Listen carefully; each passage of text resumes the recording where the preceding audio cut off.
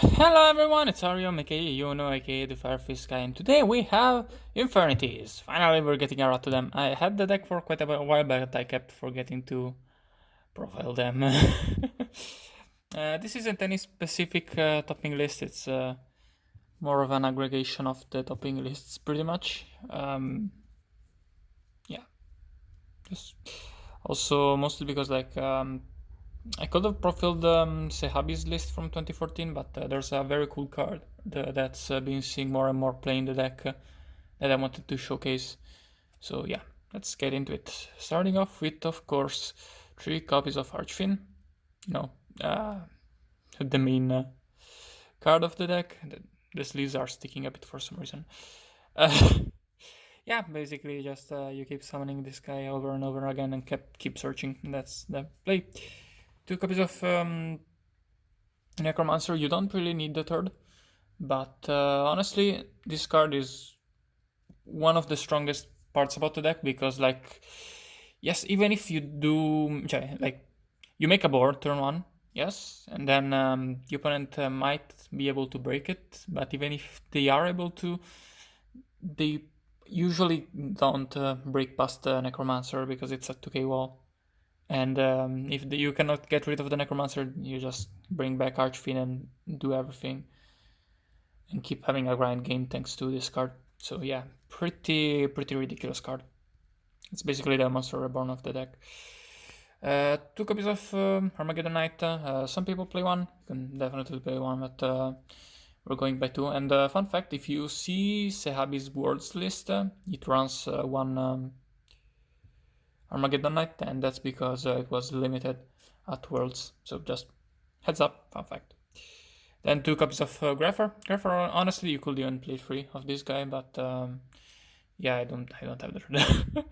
But even if you 2 is completely, absolutely fine. I don't know if 2 or 3 is better, honestly, but yeah. Both of these guys are road targets. Depending on what you need, you can grab one or the other. Obviously, Grapher is better when you have a lot of darks in hand. Meanwhile, Arma is better if you have a lot of spells in hand. So, yeah. And 2 copies of Summoner Monk brings out, Archfiend or Grapher or Armageddon. So, yeah, no, also another situation where you can choose between the two. And then we are running 3 copies of Stygian. Summoner Monk we play 2 because it's semi-limited. 3 copies of Stygian you can play 2, but yeah, really strong card. Basically the extender of the deck once you get it in grave. Well, not the literal extender, we have those two though. Then Harris, the brick of the deck, you don't want to draw it. If you do draw it, you're kind of fucked. But if you don't draw it, you can search Infernity Archfiend or Paladynamo by sending when you send it to the graveyard with Armageddon, Grapher, Wall Chain, all that stuff. And then we're just running 1 Thrasher and 1 Dinotherium for extender. You can definitely run 2 Dinotherium. You can run Tinglefish, if you want to run more extenders. But there was a little tight on space.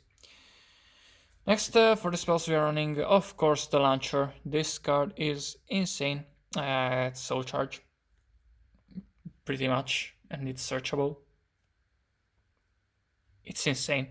It's not once per turn, but it's limited. We cannot really get it back, so it doesn't really matter here. But it is funny in unlimited. Anyways, Palabyrinth, you can get it off of what's his name? Harris, and gives all of your fiends types 500 attack boost, which is kind of nice actually. Makes your Archfiend like 2300. And then you can banish, if you have an Archfiend on the field, you can banish another Fiend type monster and special summon on another Archfiend from the deck. And yeah, so you banish Necromancer with it and summon another Archfiend from the deck. Next, for limited cards, we have Reinforcements of the Army, Foolish Burial, Allure, pretty standard stuff. Then 2 copies of Instant Fusion, another extender for the deck, pretty versatile because lets you get both into rank 4s and rank 3s. And we don't run Barrocks. No, I don't remember what the point of Barrocks was, but I don't really see it. Yeah. Probably should have researched that more. 3 copies of Upstart Goblin, pretty very standard and staple in the deck. 3 copies of Soul Charge, very standard and staple in the deck. If you see this, you generally win. Unless they max you. And 3 copies of Forbidden Lance to deal with back row. And the main card I was talking about when talking about Sehavi's list and something that's seeing more play nowadays than before is 3 copies of Trapstone.